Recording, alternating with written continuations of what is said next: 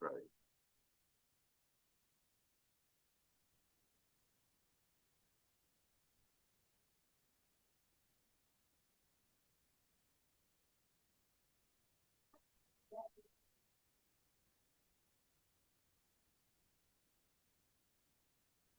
Thank you, Dana.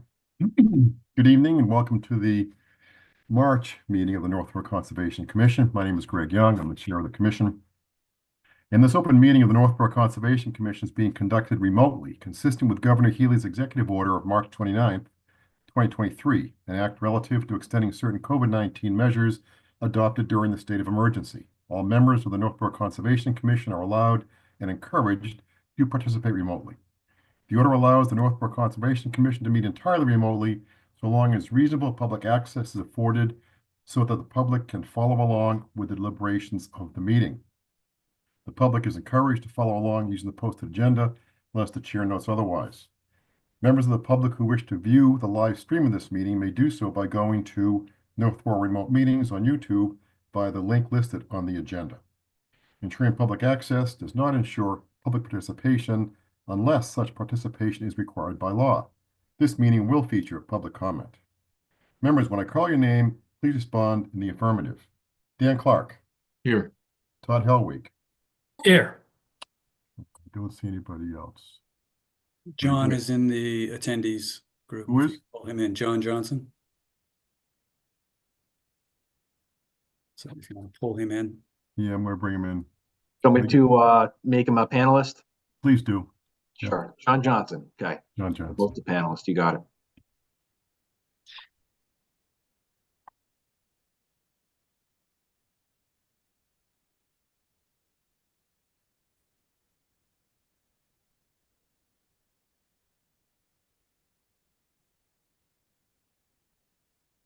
All right. John just needs to accept.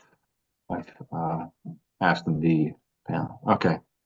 Rejoin the webinar as a panelist. All right.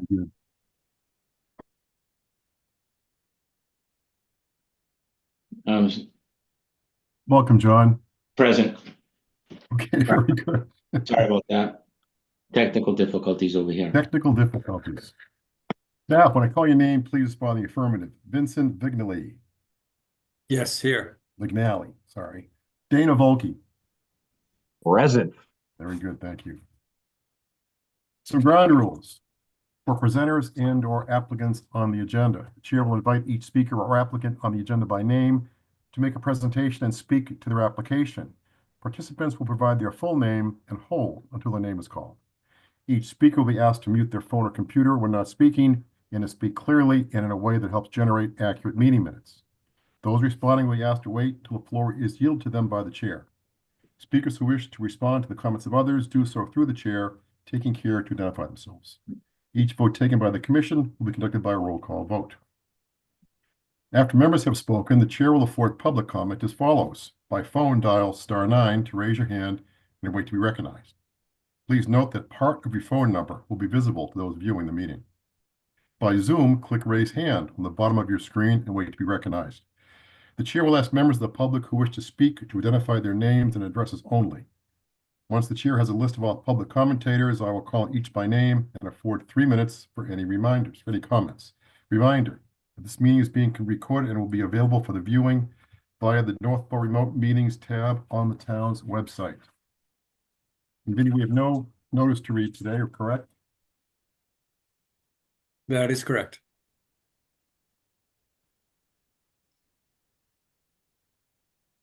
Okay. Welcome, John. Thanks for joining. Thank you. How'd you get into the wrong room? Was it just kind of like a... I believe it went to, I clicked on the link and it brought me to the wrong place. I'm going to have to review the document again. It's okay. We've recovered. Meeting minutes from February.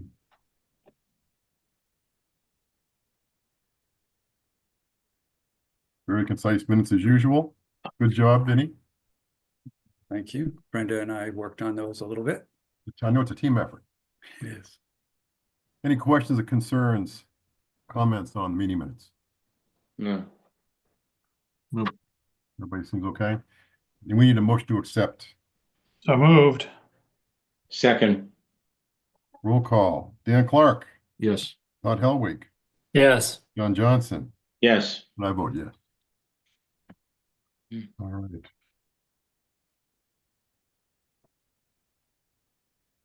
Vinny, is Laurie going to join us at a certain time? She's on the. Laurie's in the attendees, Laurie Okay. and Jonathan Eichman, the town council.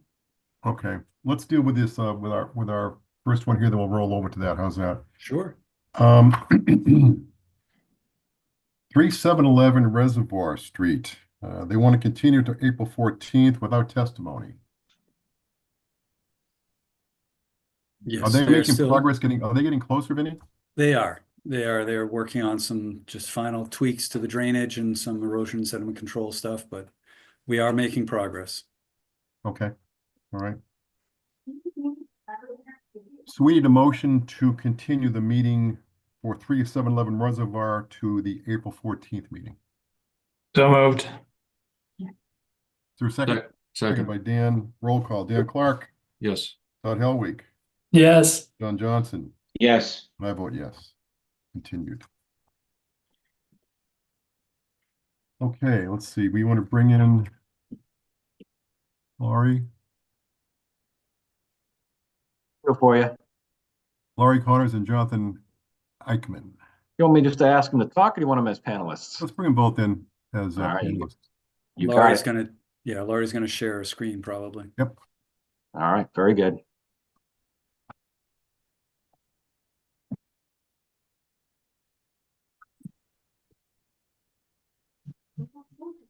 Hello, Laurie. Good evening. How are you? Good. How are you? Good. Thank you so much for hearing us. course. Attorney Eichman has joined me as well. Hey, Jonathan.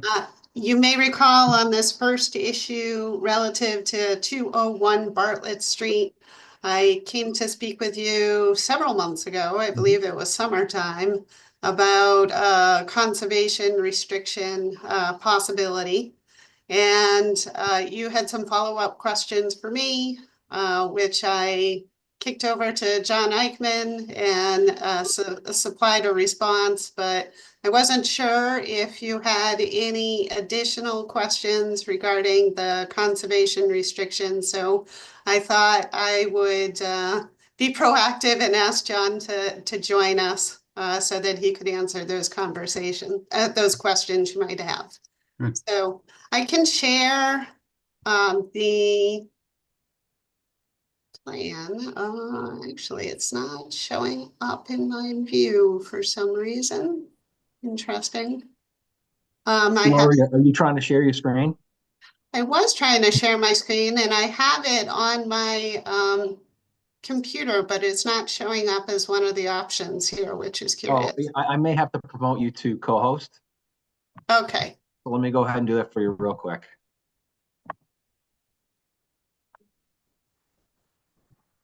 Once that happens, you should be able to see that share icon on the bottom of your screen. Okay, yeah, I can see the share icon, but oh, no. For some reason, I can't see the PDFs that I have open on my screen. I don't know why that would be. You did share your screen for 2 seconds. If you just bring those up, if you find them, that should do the trick. Yeah, it's not available to me as an option, what I'm trying to share, I guess is my point. Okay, Danny, I'm gonna leave it to you. Here we go. Okay, there you go.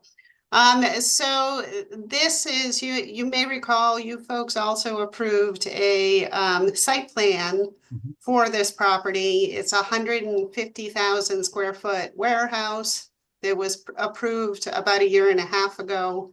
An alternative design that they submitted, largely because I believe they were interested in freezing zoning, was a subdivision design. So that was initially denied by the planning board. We did ultimately approve it through remand in December of this past year. So the conservation restriction would apply to open space parcel R1 and open space parcel R2. So essentially, the conservation restriction would say that they can't do any building on those two parcels.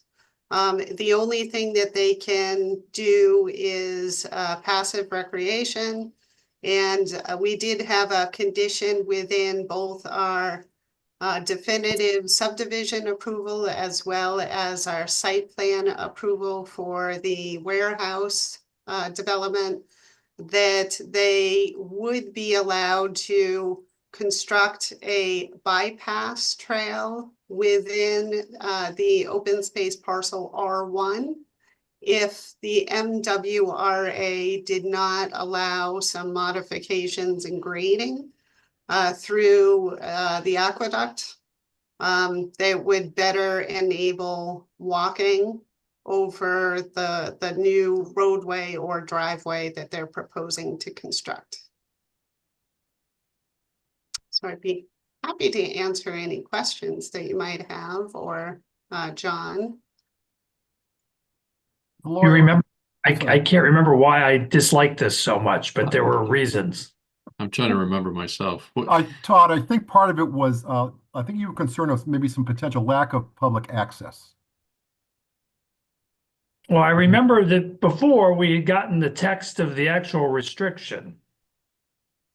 And I Yes. remember my concerns were sort of tied to the text of the restriction, that they were not really doing what they said they were going to do, or something along those lines.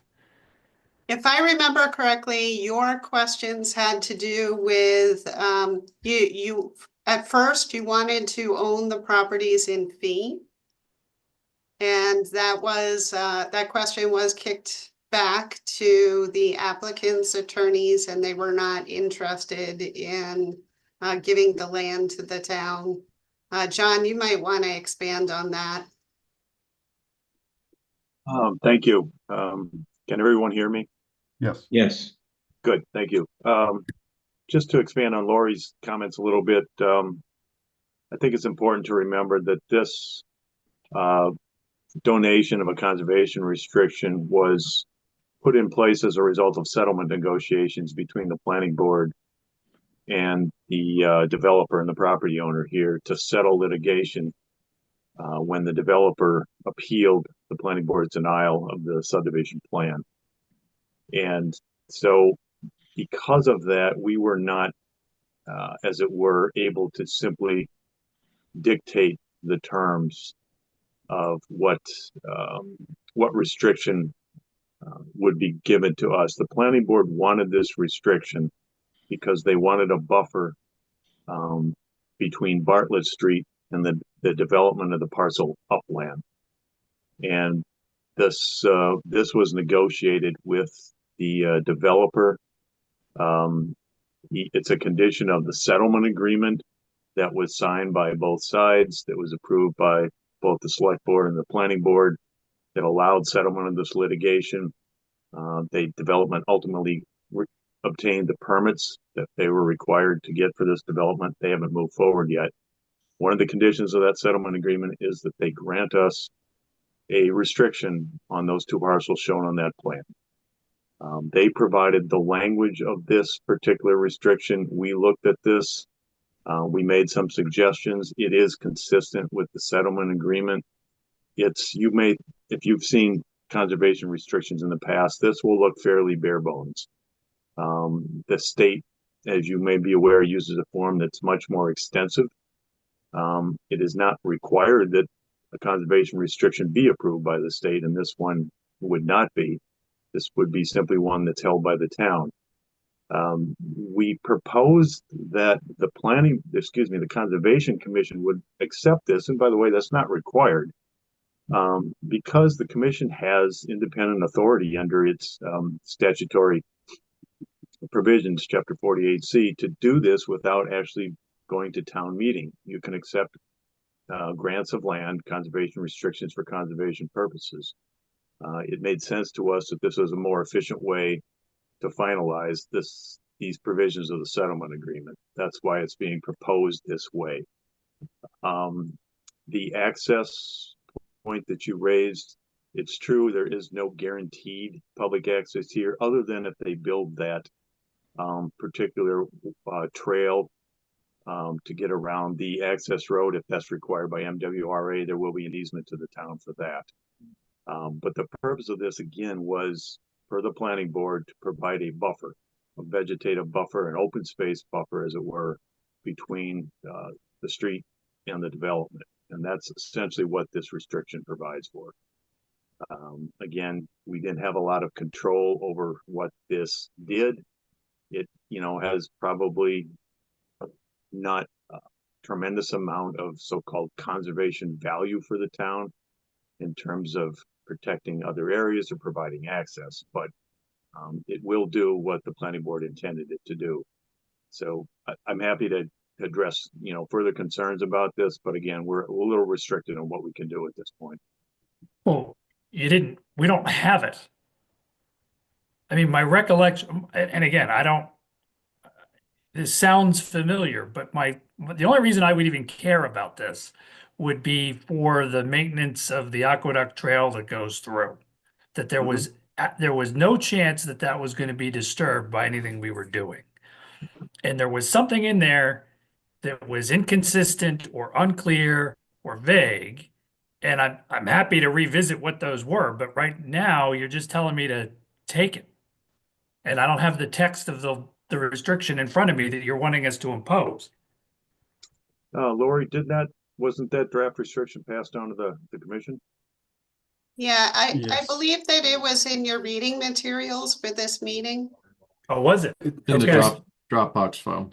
Yeah, it's in the Dropbox. I may be able to pull that document up. It looked like some of my Word documents were visible, Vinny, if you Okay. wanna. It's one of the Okay. things too, for this, again, and if you did it, then that's on me, but it doesn't matter for this purposes, but I can't open Dropbox thing because I'm prohibited from doing it for security reason. All right, let's I see. actually, So this is the open space restriction. And let's see. I have a quick question, actually a couple questions. I did read through this quickly. So it seems I'm a little confused because in one spot it says the following acts are permitted and it says passive recreational use. But then you go down further and it says it retains its right to prohibit access to the open space by the general public. But then it references this condition T of the special permit. I'm not sure what that meant either. So is it allowed or not allowed? So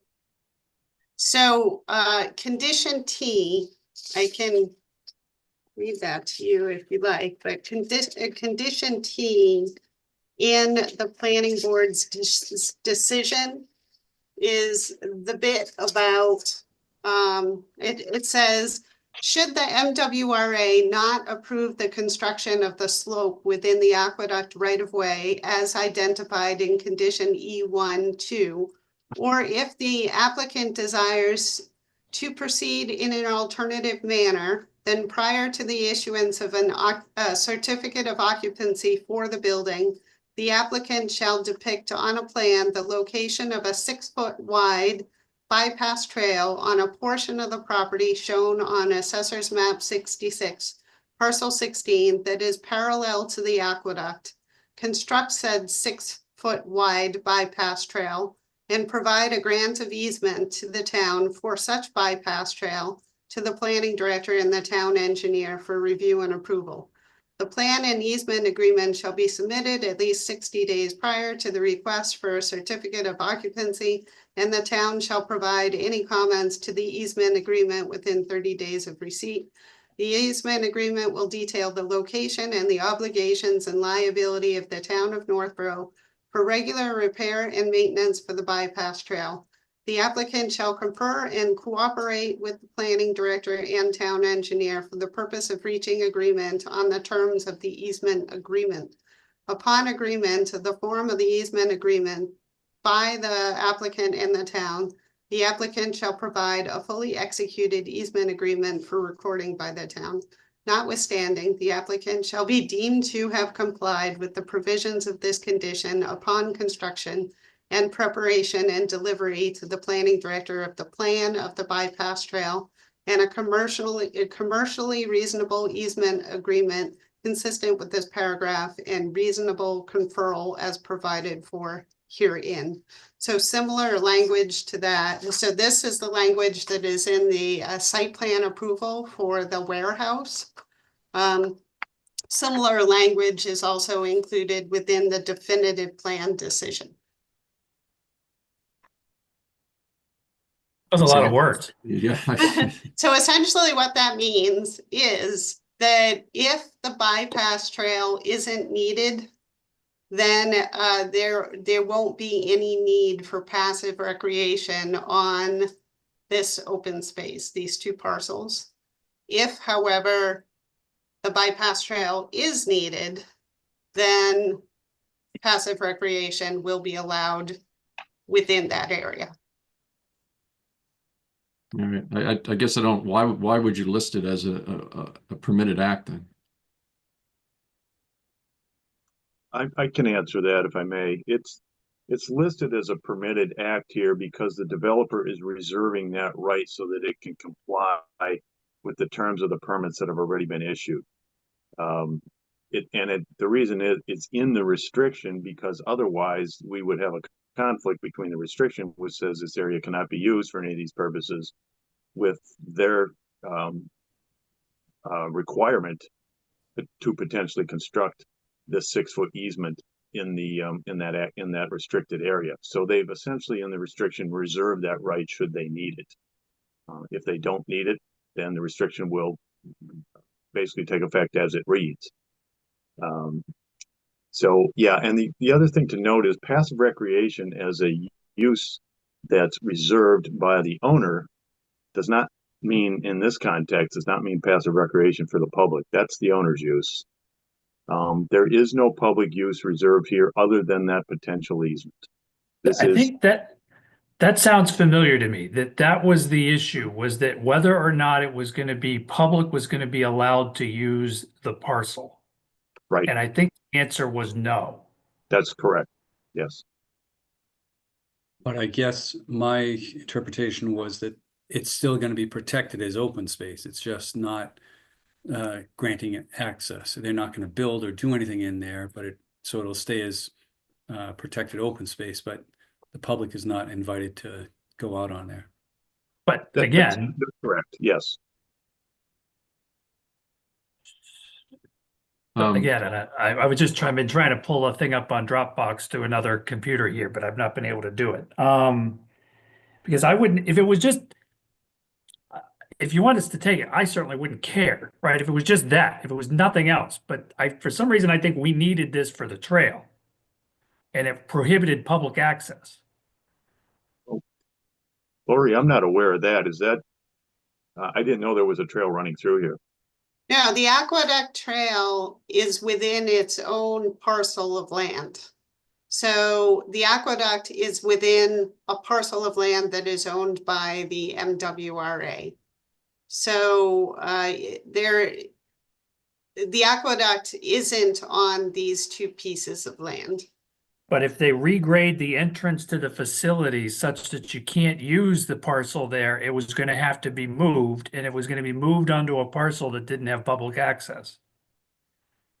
So that letter T that I just read to you says that in the instance where the MWRA doesn't allow the grading to make it possible for people to walk over this new roadway or driveway that's going to be constructed, then the trail will be transferred onto these parcels, in which case this conservation restriction says that public access is allowed within that specific area that will be within another easement that Can you has not point yet it? been written. Can you pull that up on the screen? Yeah, this is just the plan. One thing that Lori's talking about here, that the actual aqueduct trail is not moving. What's potentially moving is the access from Bartlett Street to that trail through this corridor that's being provided here that's not going to be subject to the restriction. If that has to move, then it could potentially move onto the restricted area, but it's not going to move the aqueduct trail itself.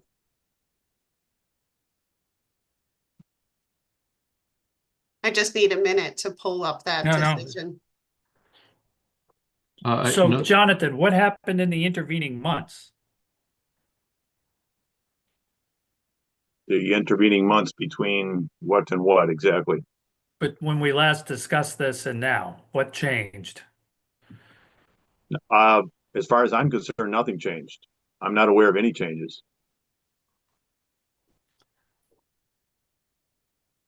This was, so I'll give you the dates that I have. The settlement agreement was executed by the parties in August of last year. At that point, the draft restriction was simply a draft. There was no final form. Following that, the restriction was essentially assembled by the applicant and sent to us.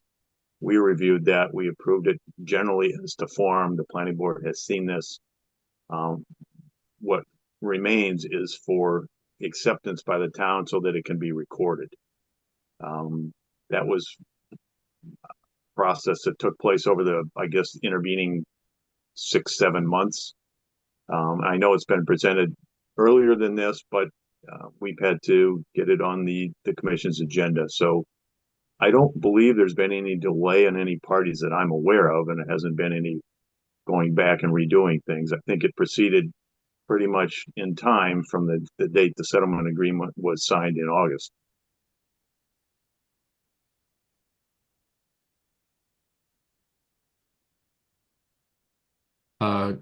Greg, a couple more questions. Yep. So if the Conservation Commission accepts this easement, I presume along with that becomes the responsibility to monitor the easement for compliance with the conditions of the restriction. So the restriction itself is a restriction. The easement would be a separate piece of this. The easement would go to the town. Putting the easement aside, which may or may not come into existence, the restriction itself is, you're right, it's strictly, it prevents the owner of the land from doing things. The town would have the right to enforce that. That would provide for monitoring by the town, I would assume through the commission. How the commission carries out that monitoring, at what point in time, what assets are, how they devote their time to it is entirely up to the commission. It's discretionary. There are no mandatory oversight in this restriction.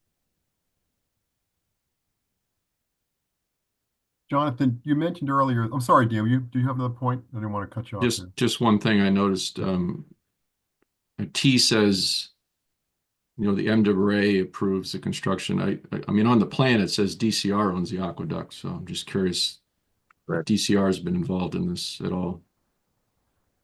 The aqueduct is owned by the MWRA. Not according to the plan, it's not.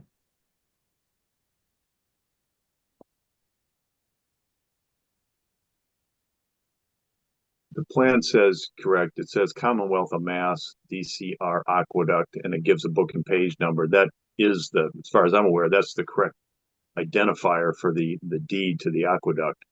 Whether that, entity has perhaps changed name over time, that's possible. I don't know at this point. No, DCR is still DCR. I don't want to get too involved because I work for DCR, so I was just pointing that out. 1509, I can take a look right now.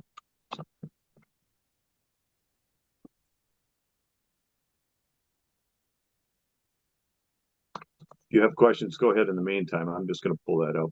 The deed. I got a quick question here. So I think you mentioned earlier that the result, this is the end product of a lot of negotiations and so forth, and there's not much wiggle room on our end. It is what it is, what you're looking at here. If the commission should decide not to accept it, what happens then? They're still obligated to convey it to the town, so the town would have to accept it through other avenues. Likely that would require going to town meeting for authorization to do that because there's very little independent authority in town boards or commissions to accept interest in land. So I assume that's what would happen. I haven't really discussed that process with anyone at this point. Okay. All right. Thank you.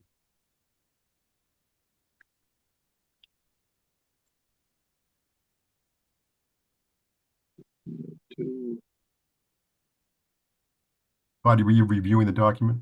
I'm looking at it now, yeah.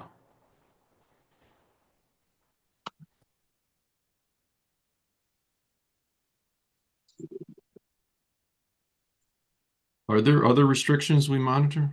Greg or Vinny, do we hold other restrictions? We do hold some other restrictions, but in terms of monitoring, I'm not aware of any monitoring, Vinny.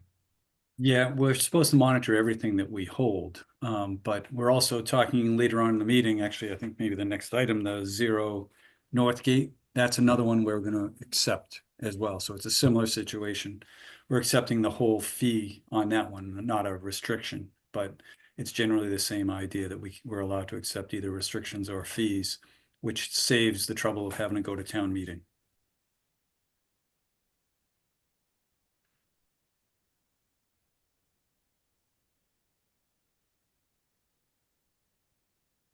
So I guess if you're telling me that there is no way that what we're doing here is going to eliminate public use of that trail through there, then I'll sign off. You're talking about the aqueduct trail in the aqueduct itself, It's correct? the only thing it's the only thing we care about, right? Yeah. No, this doesn't affect that. If you look at the plan, you can see that the restriction parcels border on the aqueduct parcel, but they don't intrude into the parcel.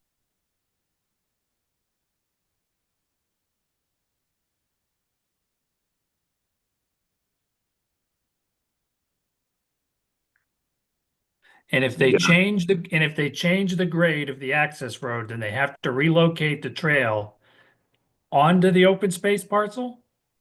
No, if they change, so the idea is that the public would be able to walk from Bartlett Street up that access road, which is fairly short, to get to the aqueduct trail.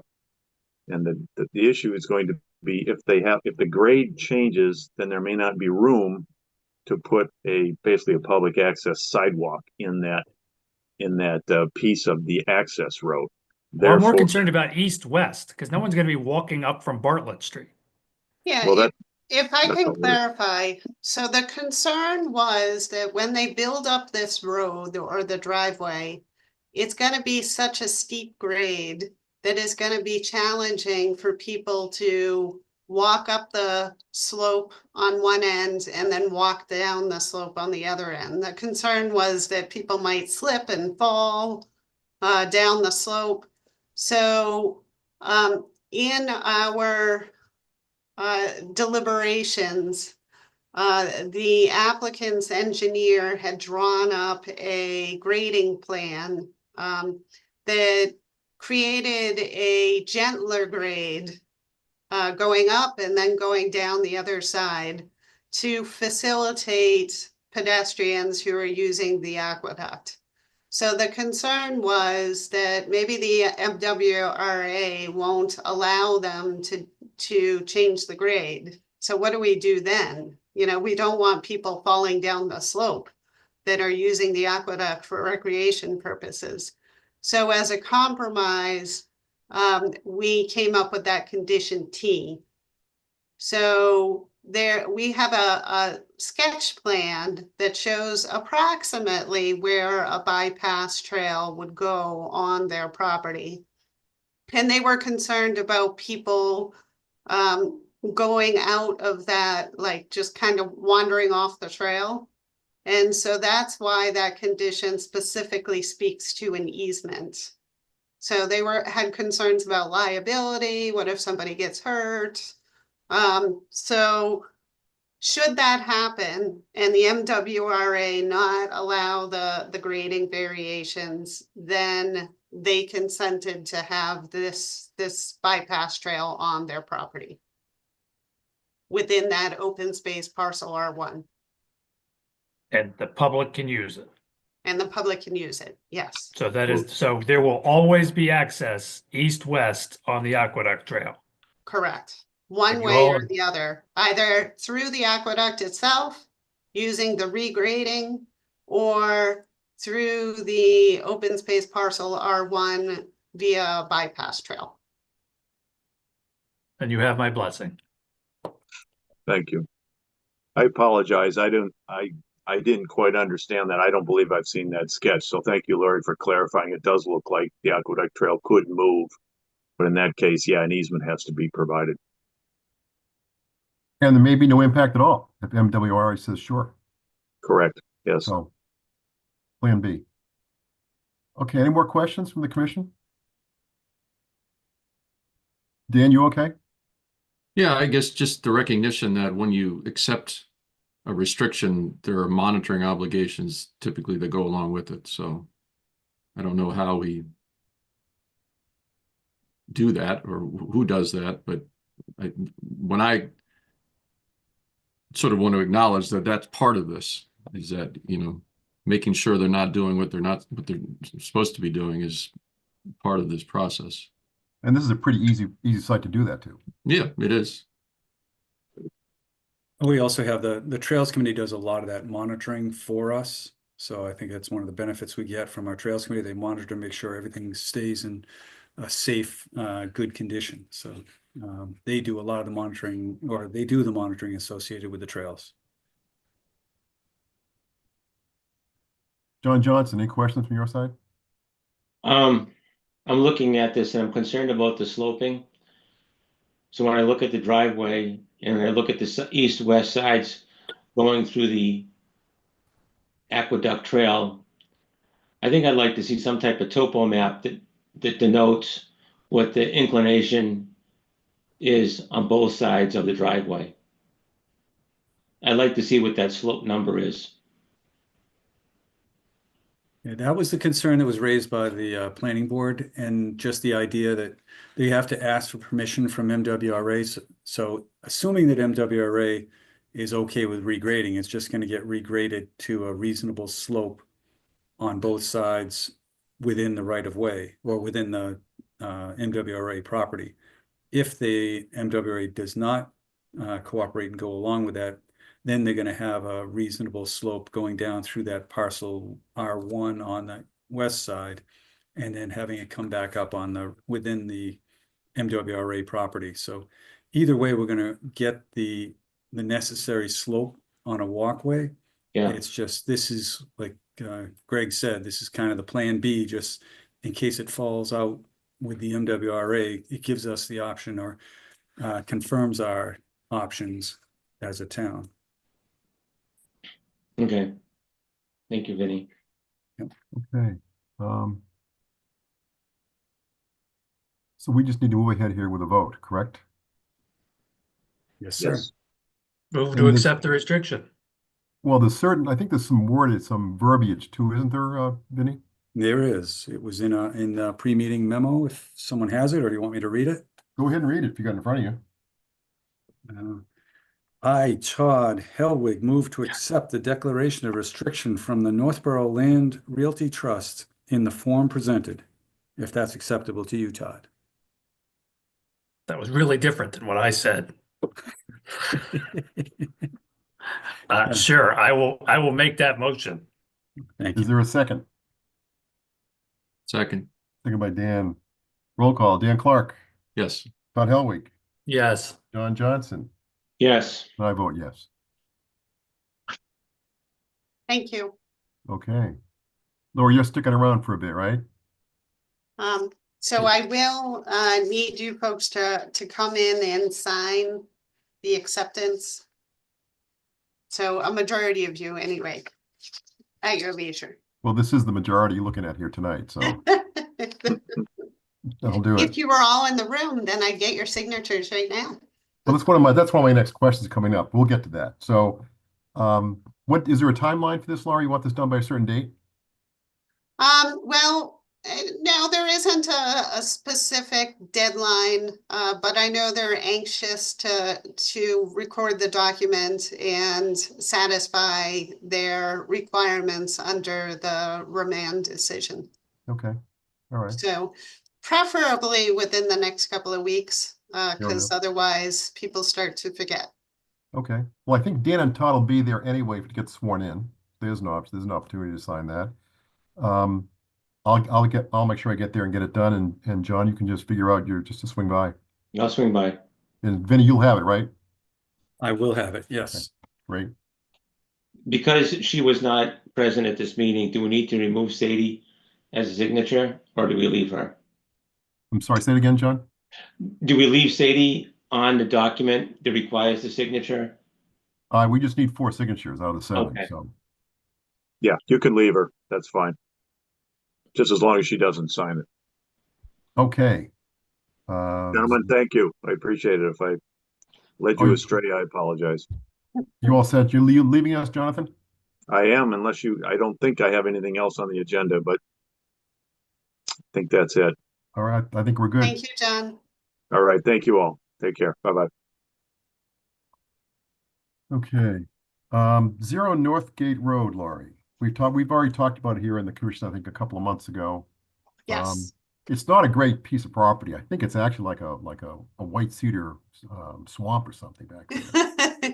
Yes, and I'm sure that's why it would be gifted to us instead of sold to a developer. So the benefit of this parcel of land is, of course, that it is surrounded by land that you already own. So it makes sense. It's additional frontage, and it's another way to ensure you're protecting wetlands. So that's a major benefit to the town. I have been going back and forth with the property owner. Her signed deed is en route. So I anticipate getting that any day. I did go to the select board after I met with you folks a couple of months ago, and they authorized you folks to accept the land if you decided that that's something that you wanted to do. We did hire town council to prepare the deed and also to do a title certification. So the title came out clear. So we are all set to go if that's something that you folks want to do. Good, good. Any questions from the commission? Comments? So Vinny, you want it, right? Yes, yeah, it's a good property. It's nothing fancy, but it makes sense. Because it's actually a mostly dead white cedar swamp, but that's the whole big problem on our property as well. Any other issues? No issues? Is there certain language here too, Vinny, I think? Yes. All right. The motion is to accept pursuant to the provisions of GL Chapter 40, Section 8C for open space and conservation purposes and subject to the protections of Article 97 of the Articles of Amendment to the Massachusetts Constitution, 0 Northgate Road, Northborough. Is there a motion to accept? So moved. Is there a second? Second. Second by John. Roll call. Dan Clark. Yes. Todd Helwig. Yes. John Johnson. Yes. I vote yes. Okay. Municipal Vulnerability Preparedness Grant Application, Lake Pierce Streetscape Improvement Project. What's that about? Yes. All right. So last week, or maybe it was the week before, we had a community outreach workshop for the downtown streetscape project. So this is a project that's proposed for Blake and the portion of Pierce Street that goes from the intersection with Blake to what I refer to as the War Memorial Park.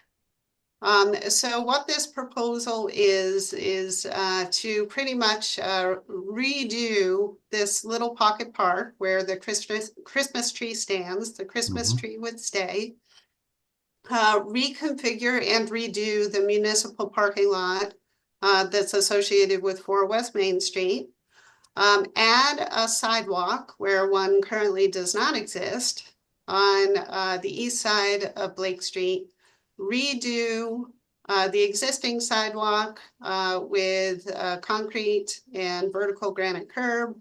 Unfortunately, we are constrained within the limits of the right-of-way, so we have to do these little bump outs where the existing telephone poles exist to preserve them, because we also want to add some on-street parking.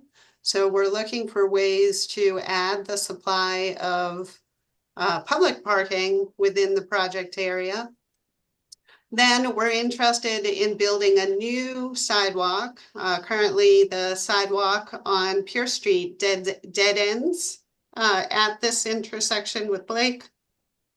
So we would like to continue the sidewalk, like I said, on the east side of Blake, and then go all the way down to the War Memorial Park. So this would be a sidewalk over the existing railroad tracks. And we want to add a bunch of landscaping. We really want to beautify it. Here are some renderings that show what these improvements would entail. So we want to add some beautiful new landscaping to define the street edge. We want to redo the flagpole area with some a seating wall, put up some fencing to prevent folks from cutting through over the railroad tracks from Cumberland Farms. We're interested in doing a pergola, some decorative street lighting, seating under the pergola. You can see there the decorative street lighting would have banner hardware. You can see the improved sidewalk, improved, this is the existing crosswalk. We would be interested in adding some additional crosswalks for safety. As you can see, some attractive furniture. Here's an image of the pergola. Some porous pavers underneath. Some additional images. This is the view from the Pierce Street looking towards Route 20.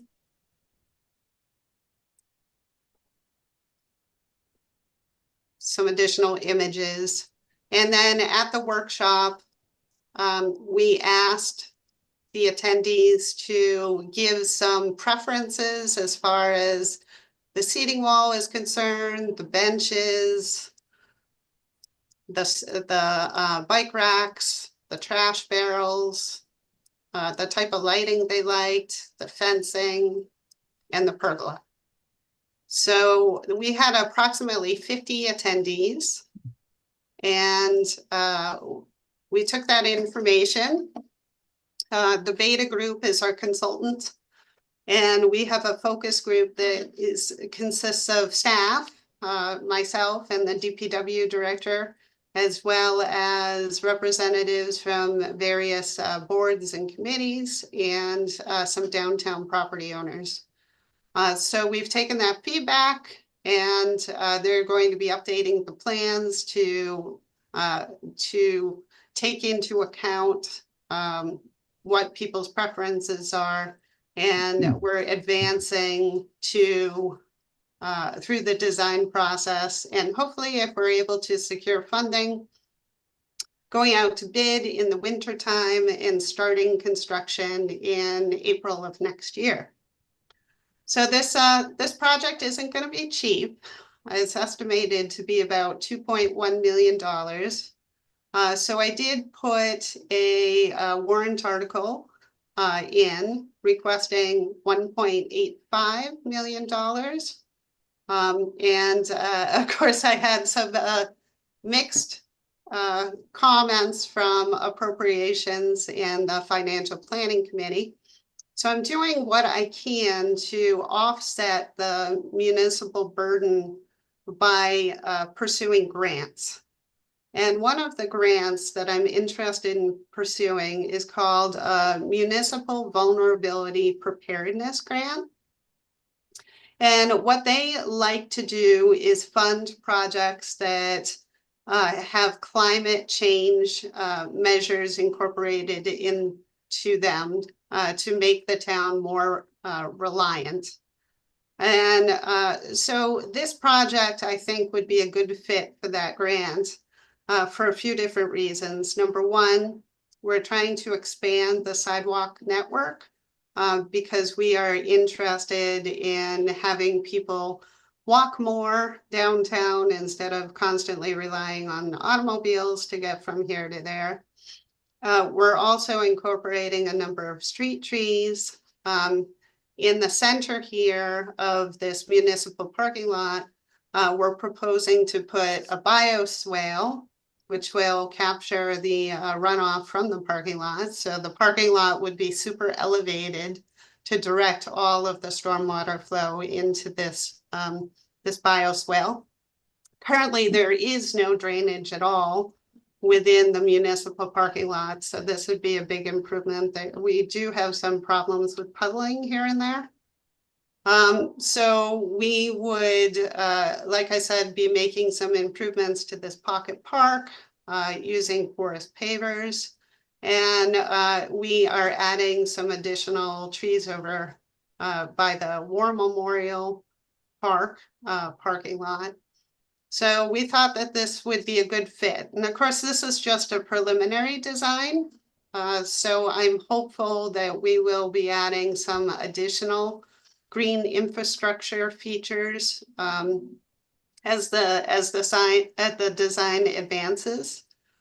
But I kind of wanted to present this to you. And of course, I don't have to explain to you the benefits of the low impact design as far as cleansing stormwater flow and infiltrating stormwater into the ground, as well as cleansing contaminants.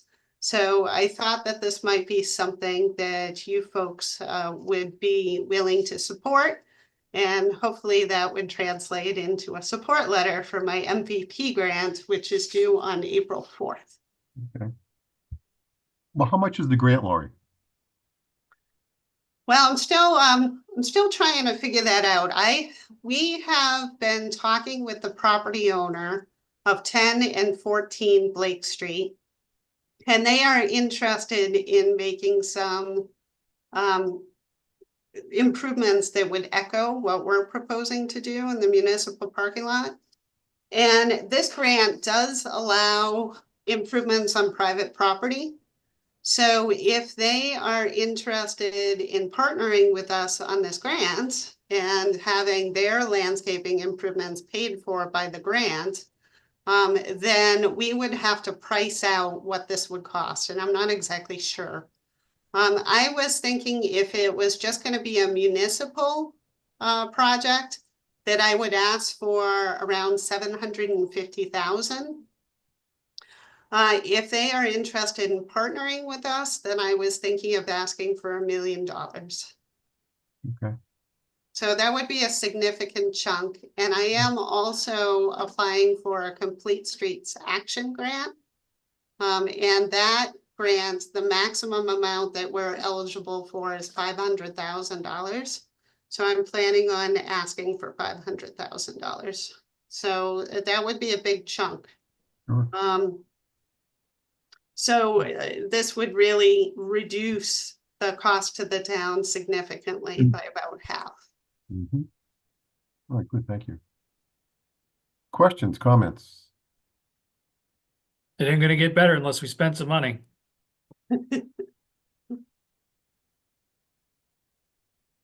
Anybody else? Okay. I had just one. I Go just, ahead, John. Larry, in all the crosswalks that were gonna be put in there, are those all gonna be just regular straight through crosswalks, or was there gonna be a crosswalk light in any of those areas? We have been talking about that, particularly this location right here. We were talking about maybe adding like a flashing pedestrian sign. Yes. So that hasn't been decided definitively, but is that one of your requests? Because I'd be happy to pass that along. Not a request, but I think it's a nice to have. Okay, great. I will definitely share your feedback. Anything else? Okay. We should take a quick vote on this one. Looking to need a motion to provide a letter of support for the MVP grant. So moved. Is there a second? Second. Roll call. Dan Clark, You're on mute, Dan. you're muted. Sorry. Yes. Okay, thank you. Todd Helwig, Yes. John Johnson. Yes. Okay, I vote yes. Thank you very much for your support. I appreciate it. Okay. You Have a put a good letter night. together and I'll come in and sign it. We'll go from there. Don't run away yet. I got a question for you. Oh, sure, sure. The remote meeting policy, Hmm. it expires, I believe, sometime late this month. What's going on? Have you heard? What are our other boards and committees doing, and what do you hear? Well, a lot of the boards and committees are already in the hybrid mode. The planning board is like you. So the planning board meets 100% remote. So we're on standby. There has been a bill presented to extend the remote meetings permanently, Mhm. but it hasn't been approved yet. So in the past, it's been very last minute. So I anticipate that it'll be very last minute again. But as a safeguard, you may want to anticipate that your next meeting may be in person. Okay. All right. In Very which case I'd be happy to show Vinny how to operate. Well, actually, have you already done a meeting in that room? No. No. Be happy to show you, and I'm sure Dana is the expert, so we can get you folks all familiar with how to do it in that room. We'll get you hooked up over there, and we just did a big build out over at the large meeting room in the library too, that we just wrapped up today, You're which we're going to be talking using for for hybrid hybrid. meetings too. That's for hybrid, correct? Yes. Okay. Well, we could also just go totally in person, right? Be there and That be is square. So that is absolutely an option. yeah. The select board is hoping to have all meetings hybrid shortly. So that's the plan. Okay. Very good. Thank you, Laurie. Thank you very much. All right.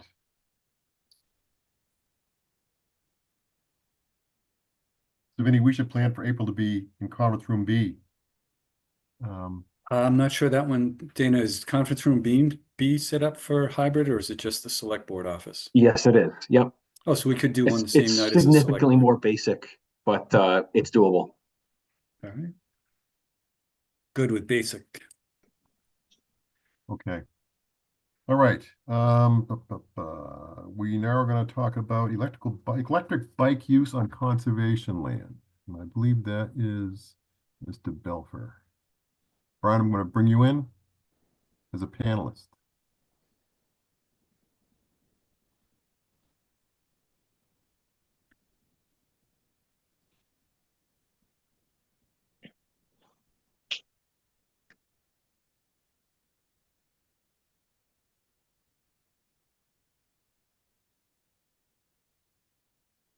Here he is. Hey, Brian. Good evening. Good evening, everyone. The document here. All right. item here is electrical bikes and conservation land. Consider allowing use of Class 1 e-bikes on Northborough Con land where currently no motorized vehicles are allowed. Correct, Vinny? Correct, yes. Okay. Can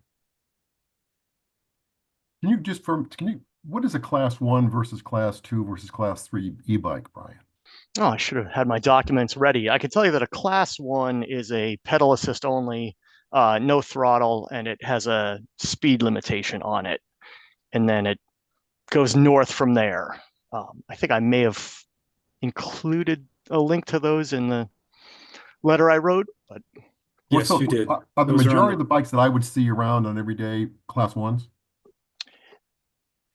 well, I'm not sure where you would see them around. If you're seeing bikes out on the street Yeah. and oftentimes on rail trails, those might be Class 2. By far, the vast majority of bikes you'll see on trails, or the ones that we want to allow, would be Class 1.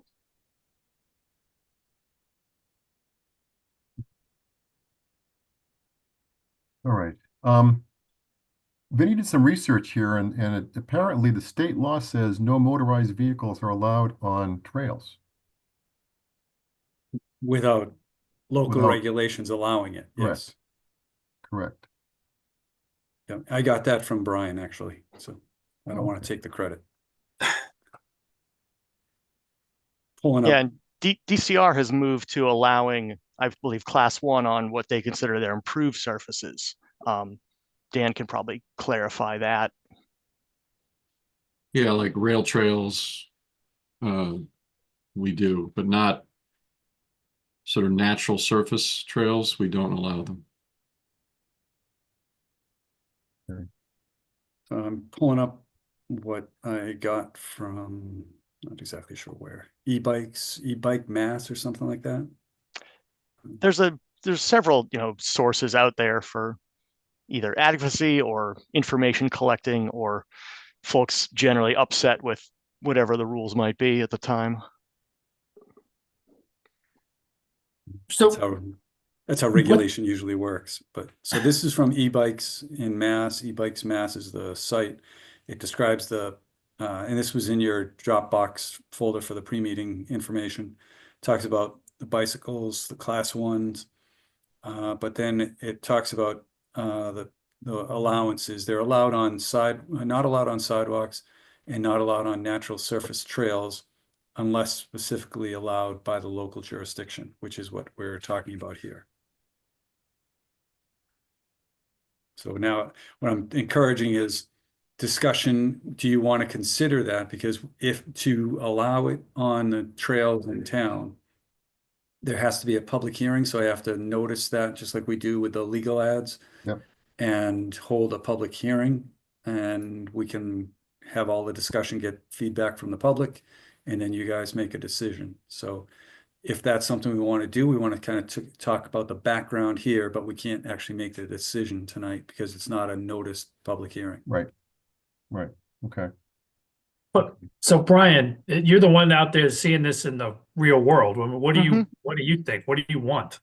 Well, so for the most part, the whole industry is moving forward at such a rapid pace that all the legislation is all behind. So I'm going to exaggerate, but effectively hundreds of aging mountain bikers a day are converting over to Class 1 e-bikes. You see them on every ride. They're on every trail. They're already on our town trails. And, from 10 feet away, you can't even tell the difference. And effectively riding them, they have they don't impact the trail like a gas powered dirt bike does. A lot of the rules and regs that have come up in the last few years, again, they've been behind the industry trends in general and the consumer trends in general. So everyone's really playing catch up at this point.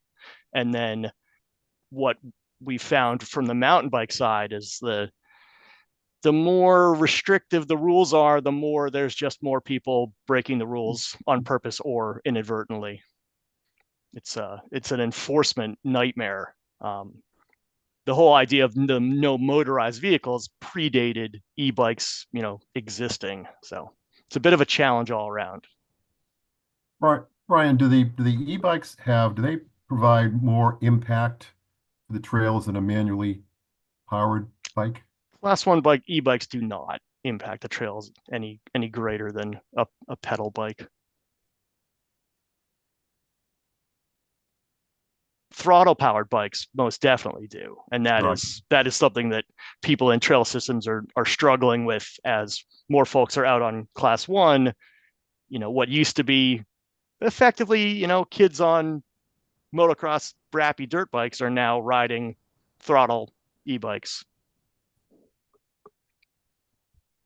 And like you said, it's an enforcement nightmare, right? So. It is, and I mean, there are again, within this town, you'll find folks who are of fine repute. They're not aggravated teenagers who are pedaling their Class 1 e-bikes. I only don't have one yet because they're just really expensive. So. Well, the Class 1 is pedal assist. Pedal assist, so correct. You have to be pedaling. It's not like a dirt bike where you can just sit there and give it the throttle and go. And I think when this sort of topic came up for discussion, it wasn't so much that I actually wasn't aware you had to make a whole public meeting about it. I think it was just I was asked what our opinions on it were, and my opinion and the committee's opinion is that generally speaking around town, Class 1 e-bikes are just fine. Doesn't mean we're going to put up giant signs saying, please come ride them, but that the idea where there's federal laws and state laws and then town laws can override it just presents big challenges all around.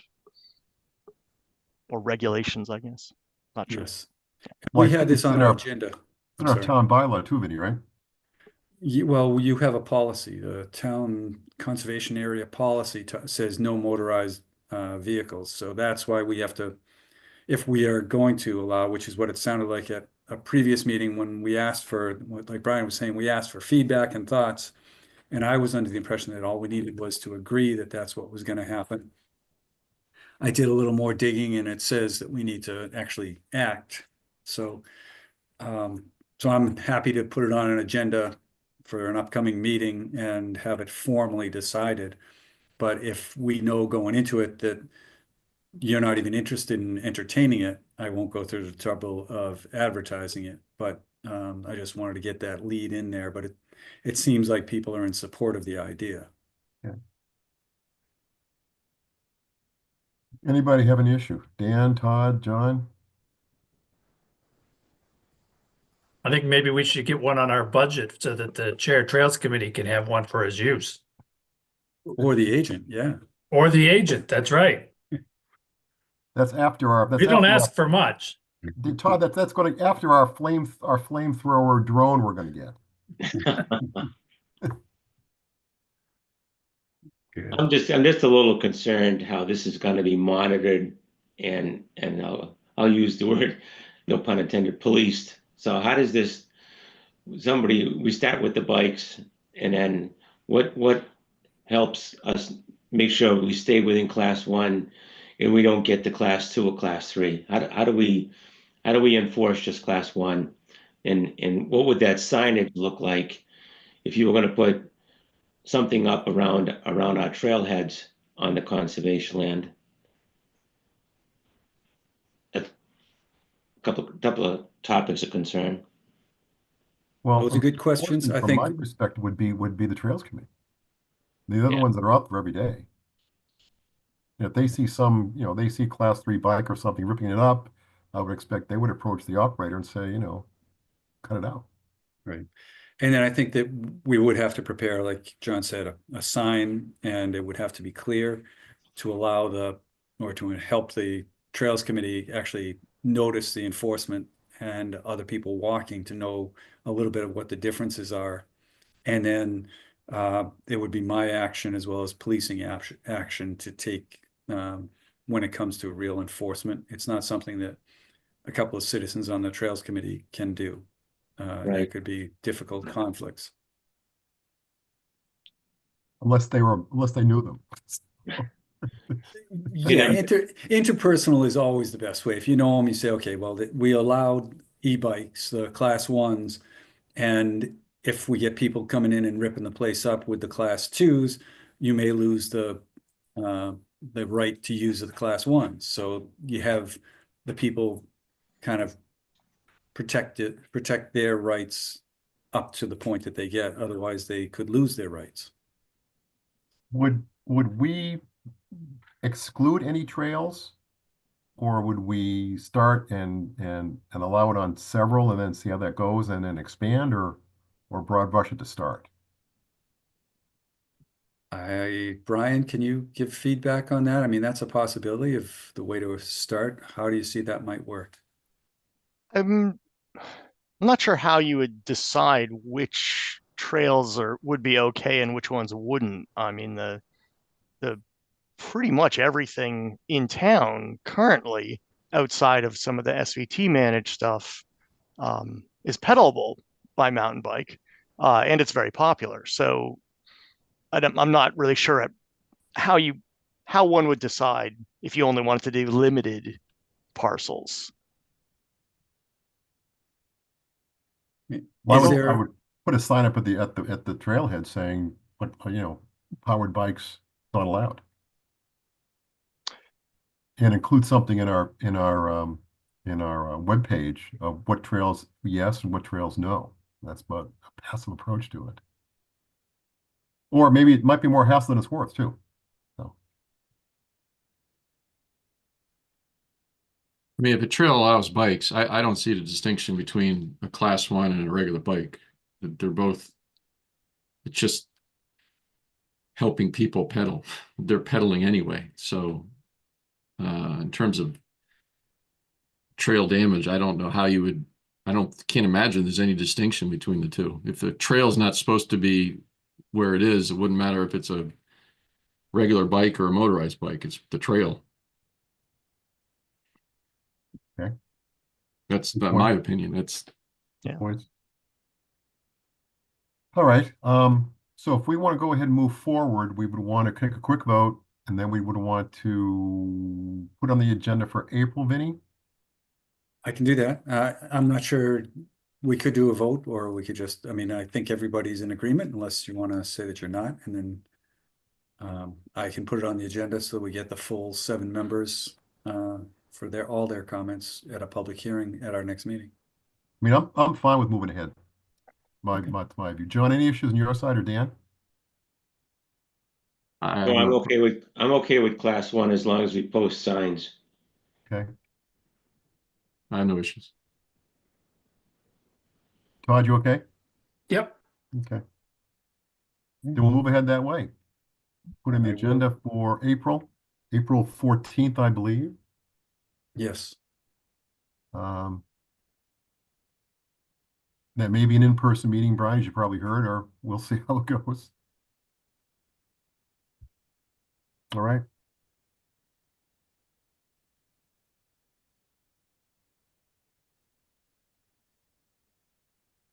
All right. No COCs, right? That's correct. No violations to talk about. Nope.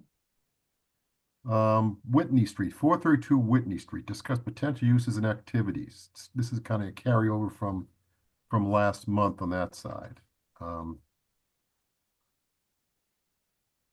I think we had talked about a couple things. One is we need to see a trail being laid out at some point in time. And I know from my standpoint, I want to walk the site and get a feel of it before I look at a trail on that piece. The concerns that were mentioned, there were several concerns mentioned before, including the trail stub being a question to DCR property without a DCR trail approval. The actual location next to the slopes, further away the better, from my view. There were some concerns I think Kelly had about parallel trails, with one being on the other side of the railroad tracks. Anything else? Oh, the idea about, do we allow hunting or not, or do we allow anything at all and just leave it open? All those discussions are on the table. Yes. And just to correct the last one that you raised, because Yep. I gave incorrect information at the last meeting. I did some more research into the hunting policy in town that was created. I think, I forget the date of the hunting policy, but it specifically says hunting is prohibited on all town conservation areas except Mount Pisgah. So it wasn't, it's allowed on new sites as well as Mount Pisgah, but it actually prohibits it everywhere except Mount Pisgah. So my guidance and direction from the last meeting to say that it could be this 432 Whitney could be a site where there is hunting allowed is not correct. So there could not be hunting on this site. Well, not saying we want to do that, but just as an aside, if we wanted to open hunting up for a piece of property, how could we do that? Could we do that? And if so, how? You just changed the town policy. You Town are meeting the, vote required? we would need to hold a public hearing. So we'd have to advertise it, just like Yep. we're going to do with the change to the Right. e-bikes. So it's public hearing, get comments, and then the commission makes the decision. But not a town meeting vote. No, just the commission. It's a policy. All right. Just curious. At some point, I'd love to discuss that policy, particularly with Vinnie's recent information. Maybe at some agenda item in the future. From what perspective, Dan? We'll do it, but just. I think well, big picture, I think it's a mistake to prohibit hunting on these Okay. parcels. I think we got to reconsider that. Okay. So if I may, I agree completely. I think that, the fact that we want to put a trail somewhere and that it sort of inadvertently causes a hunting exclusion is not at all like our intent. I'd love to find a better way around town where we can all, partake in the activities. Yeah, So I let's think let's put that on the agenda as a future item. That's a discussion item in itself. okay. Yeah, I think these are compatible. All types of recreation can be compatible if they're approached the right way. So I can do that too. I did have a question about the Whitney. I went through that packet. Okay, sure. Go ahead. And I guess I'm curious because there are 4 or 5 different iterations of the trail. I'm not sure which one is the proposed one. There was a outline sketch that Marielle proposed, and there was only in the packet there was a slide presentation and a PDF version that I believe was sent over.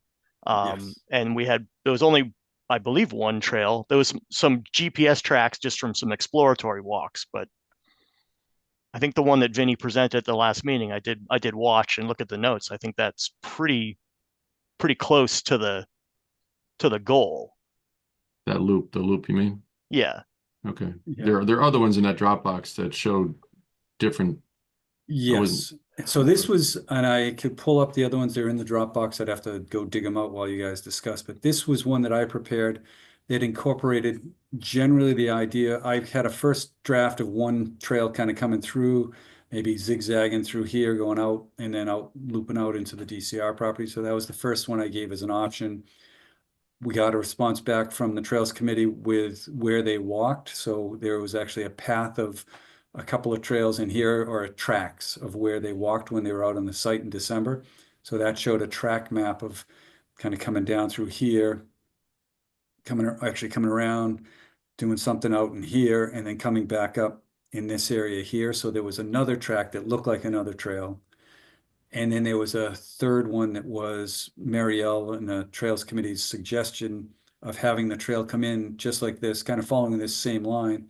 But instead of going into a single pass across the wetlands, I recommended, instead of having it go down here and looping around and then coming back and going along this steep slope, I changed it to being just a loop in the stable areas with a connection off to the wetland. So there were 3 or 4 different graphics showing a path or a track going through the woods.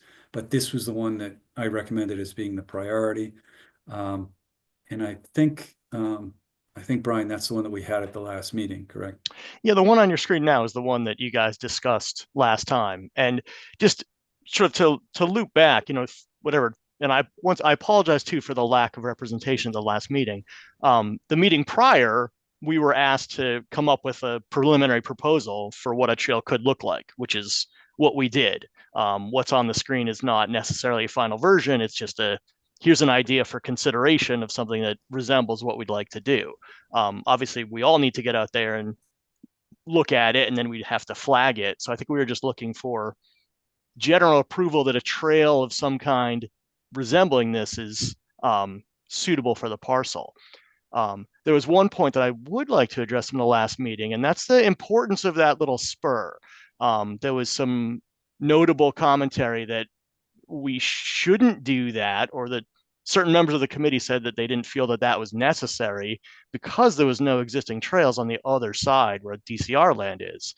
And I just want to point out that it's super important for us to establish a pathway right up to the border, because otherwise the landowner on the other side could say, well, there's no connection, so why should we bother allowing trails here at all? So being able to get folks right up to where we someday in the future, even if it's years forward, where we might have further access, is it's a pretty important component. Not a make or break, but it's a pretty high value.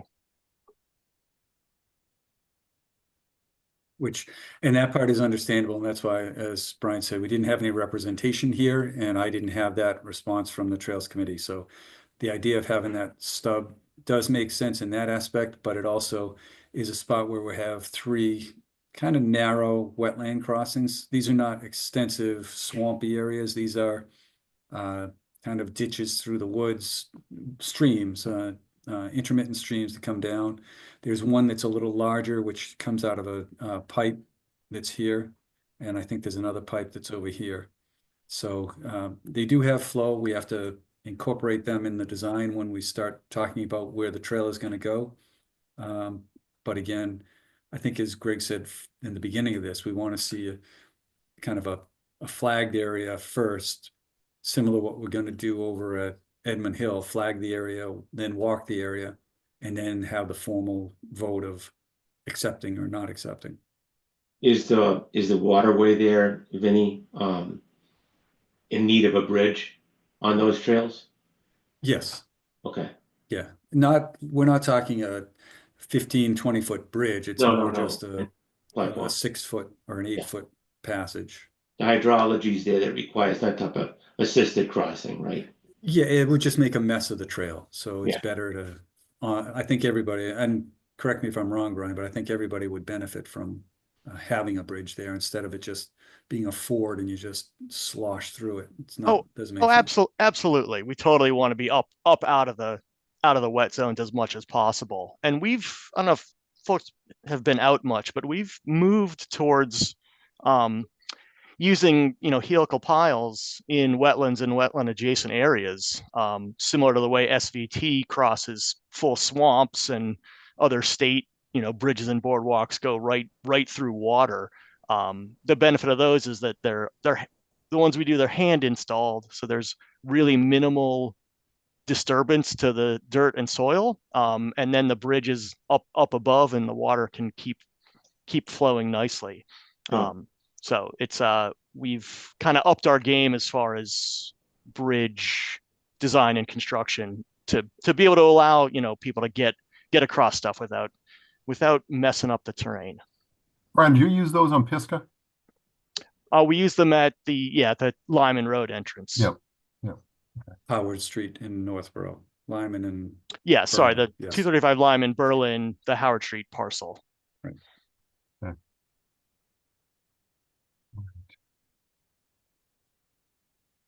And I think there was another clarification you were going to make, Brian. There was a question that came up. There's just some feedback from the previous meeting there. It's sort of been I think Kelly may have mentioned that we're sort of asking the question of why do we need trails here if there's trails on the aqueduct. And I just wanted to stress that the aqueduct is the connector, right? That's like the straightaway walk path that gets you from through town and to Edmund Hill and to Pisgah, and then it would also get you to this parcel as well. So the existence of that aqueduct trail really ought not to be seen as, oh, there's already trails near here. Like that's the connector road. Maybe someday it'll be a rail trail.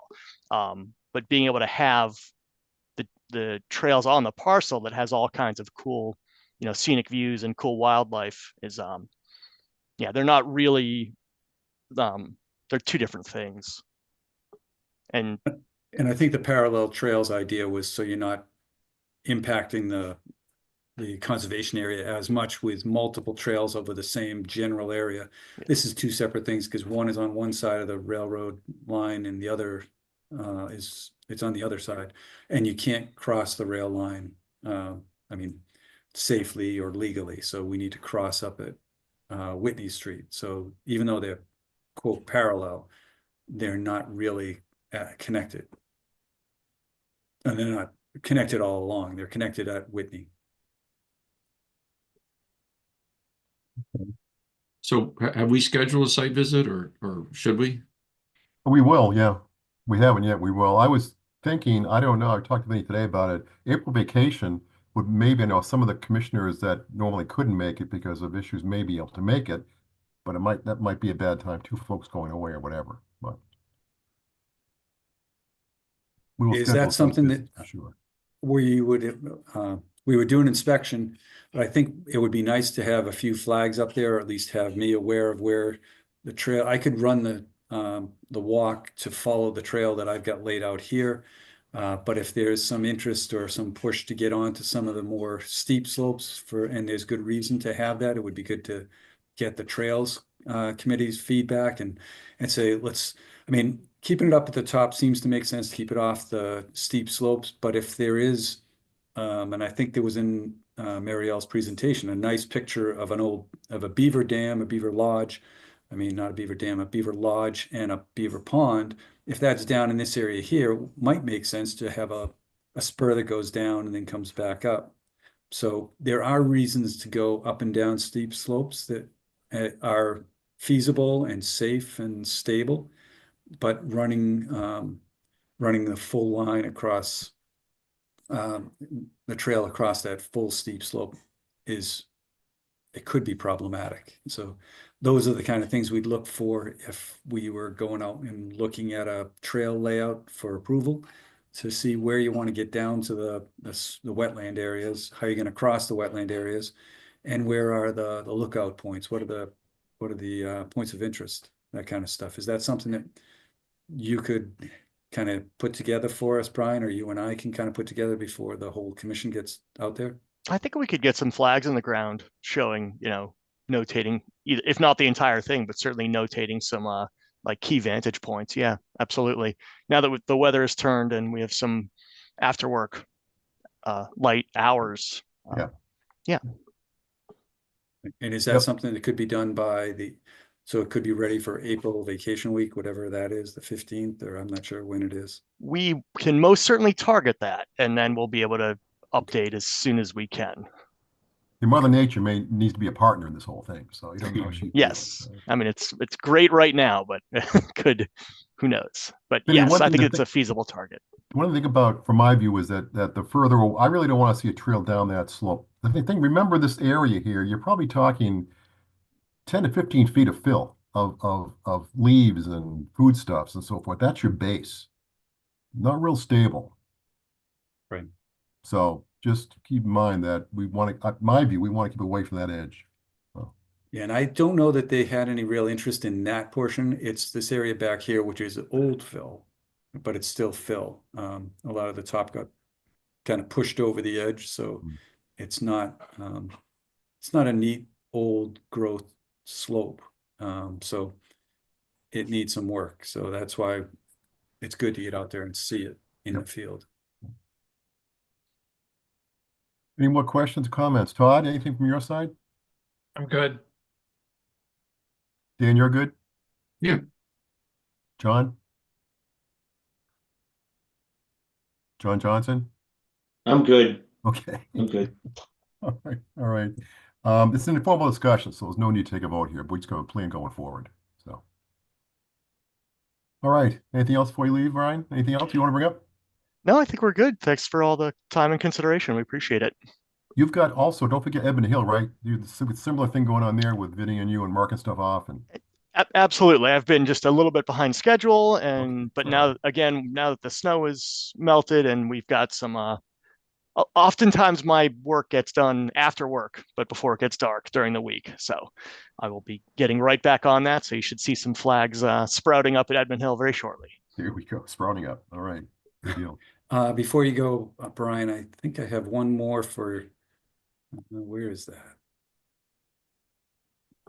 0 Northgate, Whitney.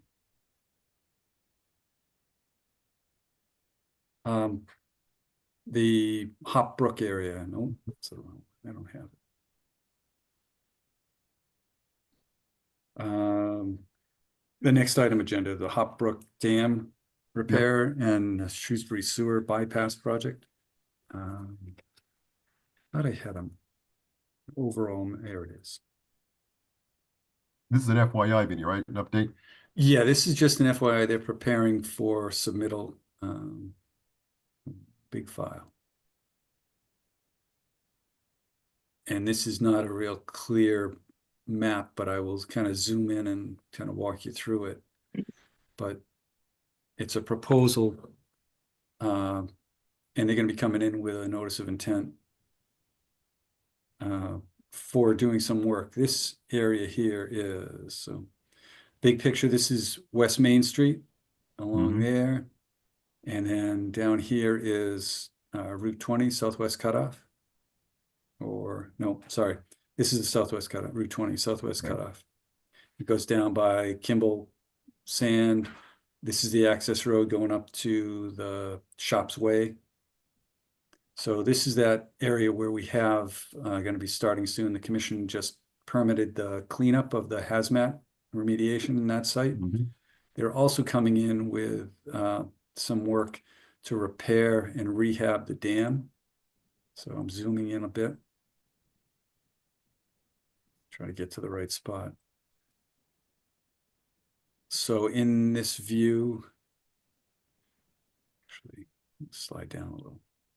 In this view, you can kind of see where the trees are missing. That's the dam. And this is the section that runs parallel to Route 20. This is Tomlin Hill Road. So what they're proposing to do is, this red line is kind of their limit of work. The dam itself at Hop Brook had a little settlement. So this area here is a little bit lower than it needs to be. So they need to build that up and reshape the dam and kind of bring it up to the standard. And that's what they're going to be proposing to do. And they're going to have, this is the Davis Street property, or the Davis Street end of it, where they're going to have a little construction entrance and access to do the work all along this here, running parallel to Route 20. This is another construction access. That's where the remediation project is going to be centered. They're going to have access there to go in and do some remediation work in here. Is that where the gate is now, Vinny? Yes, the gate is kind of right here. And as part of this project, their dam work is going through, there's an existing sewer line, underground sewer line coming from Shrewsbury that feeds down to Tomlin and then travels across, I think, to Marlborough. But that is currently in the dam itself, in the fill part of the dam, and that's not a good condition to have any pipes going through a dam, because it's a risk of piping, a problem. So they want to relocate it to an area on the uphill edge where it's natural ground. That work is not the hard part. That's going to be done over here. The real hard part is that this red line that everybody's wondering about, why I haven't talked about it, is this is just the bypass. So it's a bypass from Ward Hill area, going all along through the pump station that's off of West Main Street at the town line, and then through these back properties, and coming through the woods all the way down to Route 20, and then onto town conservation land, and crossing over to get in to connect with the Tomlin Hill sewer.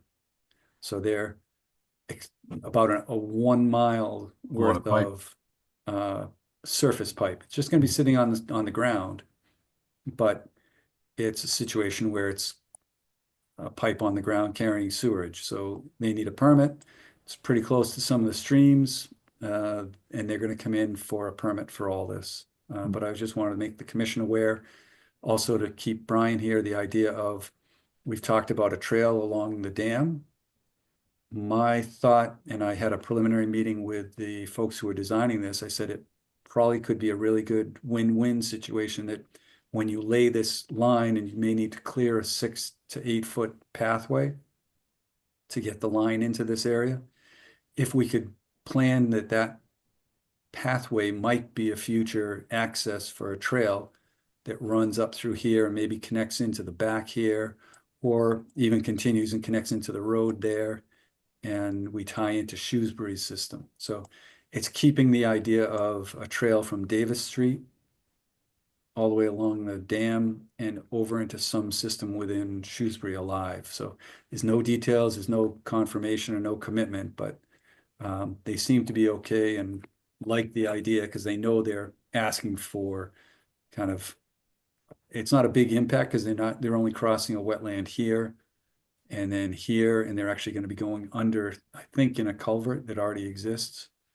to get through here. But they're close to the wetlands, and they know they need a permit. They're actually going to be doing work in the wetland in this area where the dam is kind of slumped. But it's something that needs to get done, again, similar to that remediation. But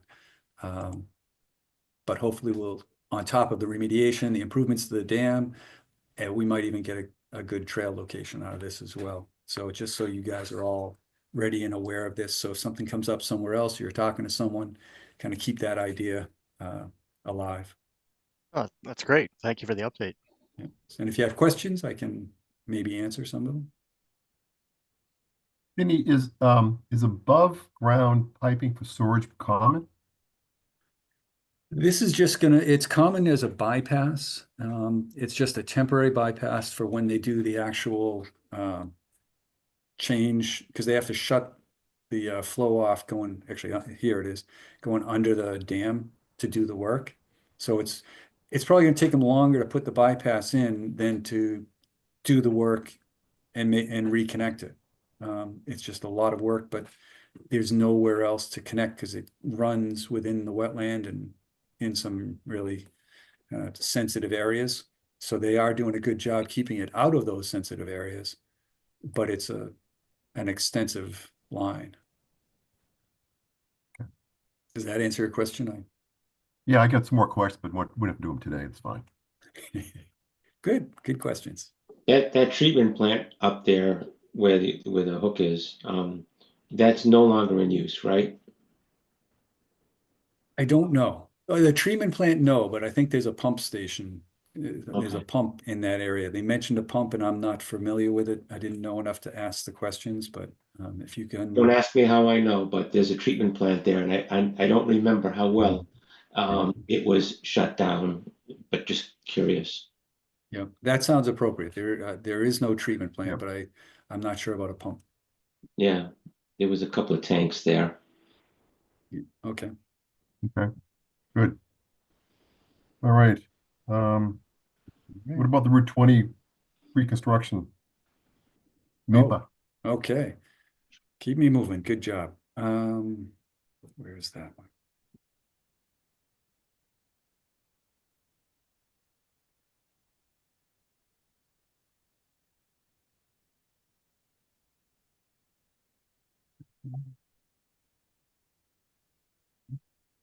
Shoot.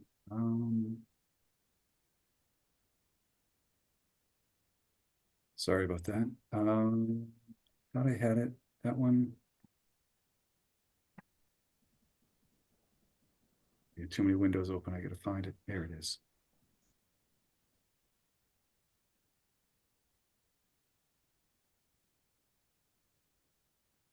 Okay. We got notice of a MIPA hearing for an environmental impact report. And what was proposed is reconstruction of Route 20 in Shrewsbury. So it does not, the road construction does not enter into the town of Northborough, but it comes right up to the town line. I don't think I have an overall. That probably would have been nice. I'm sorry about that, but generally this is the proposed work. You can kind of see a line here. Mhm. That is the town line. And this is the parking lot to the motel and the little pub that is between Route 20 and Route 9, which is Route 9 runs right along to the north of this Mhm. and connects to Route 20 up in this area here. But what they're proposing is a couple of rotaries down farther south on Route 20 for a couple of the intersections.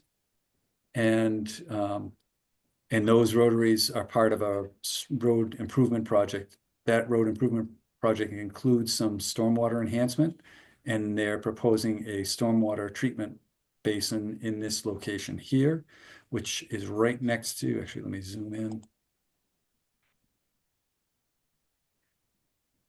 This treatment basin is right next to a stream, Bop Brook or something like that. Hop Brook?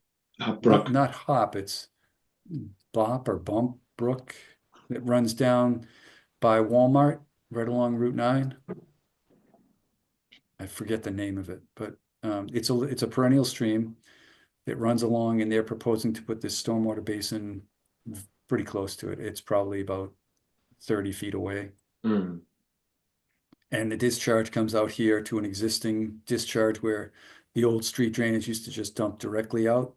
Now it's going to be going into a stormwater treatment basin and then coming out. So they're going to get some infiltration, some stormwater improvements, but still have a discharge to the little brook that's there. And then they still also have another discharge here. That's it's an existing discharge in that location. So that's the locations of the wetlands, and there's another sheet showing, well, it's got the riprap. Again, this is the town line here.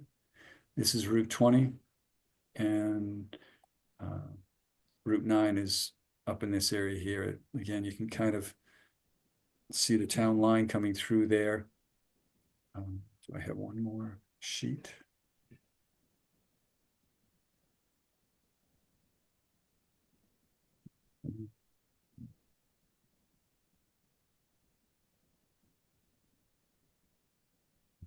Zoom out so I can help you. Sorry. So this is all in Northborough. This is a match line to those two sheets. So there was most of the work is going off to the west of or to the south of this. And there is a little bit of edge work that's done. And this is the driveway that goes into the sports bar that's over there. It's a sports bar and motel, I think. Mm-hmm. Does that make sense to you, locals? Yeah. Okay, the Christmas tree shops are to the south Yep. of this, farther off to the south. Yep. This is right at the intersection. So this is where Route 20 keeps going around, but they're proposing to do this work. And I just wanted to let you all know. And if there's any, so this is again, still Route 20. They're proposing to do some shoulder grading, and the stormwater treatment basin is next to the brook that goes into Northborough. And so your jurisdiction is within 100 feet of here, which catches the end of the stormwater treatment. Okay. So just to make you aware of all that again.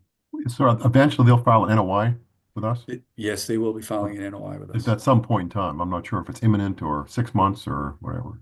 They just did the EIR, so I expect that it'll probably happen in the next 4 to 6 months.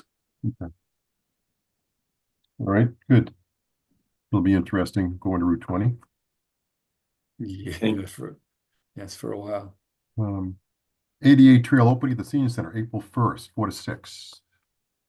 Yep, the grand opening, that's a notice. They've got a little celebration planned. Also, for anyone interested, if the public's watching, the idea of, I think they're going to try to dedicate a bench to Craig Cox, who was a member of the Trails Committee, the Northborough Cultural Council, big with the Boy Scouts, really helpful with all there. Very active in town. Is very active in town. Did a lot for the town. Passed away very unexpectedly a year or 2 years ago. So they're going to dedicate a bench to him in that area. Okay, good. So, good. That's it. Yes. Anything else somebody wants to bring up? Todd, you're good? I'm good. Dan? All set. John Johnson, how was the meeting? How was the MAC meeting? It was very, very good. I learned a lot, learned some Greek terminology. The introduction meeting went well. Introduction to the Wetlands Protection Act was a good class. I strongly recommend any newcomers to take that session. It was really good. Attended a class for hydraulic modeling. That worked out well to help us go through that. That was good. And I got a chance to fool around with the state's new program when they come out with that hydraulic modeling. So that was kind of fun too. There was another class that I went to understand urban forestry. That one there, I will mention that that was a little driven by the company that held the class. I'll just leave it at that. Get a certain slant, you know. So Yes. And another good class too, Vinny, that I didn't that I signed up for that was pretty good was the wetland replication projects. So as we go through, approving large sites that need to adjust their wetlands, that was a great class to understand how wetlands can be replicated and all the work and the amount of soil that gets moved and how it gets rebuilt. That was a great class. So thank you to the town of Northborough for letting me attend those classes. It was very informative. good, excellent. That's good. I think we'll put you to use because we got a couple of projects that are going to be starting this summer with a little wetland restoration in them. So you'll be able to see it real life in the field. Yeah, those were great. Thank you. All right. And if we have nothing else, Danny, we're April 14th, right? Yes, and I will keep track of the state requirement to make it a remote meeting or to allow remote meetings, but I am planning for that to be in person. Okay. And actually, we probably could do it as a hybrid as well. Sounds like Dana can walk me through that. Okay. All right. Then we need a motion to adjourn. Oh, I'll make that motion. You are very good at that, Todd. Excellent. It's like one of your favorite motions. For a second. I'll second it. Second by John. Roll call. Dan Clark. Yes. Todd Helwig. Yes. John Johnson. Yes. And I'll say yes also. Thank you, folks. Enjoy the good weather this week. Night, See you everyone. next time. I will. Yeah, Talk to you thank you soon. all. Night. Thank you, All right. Benny. You're welcome.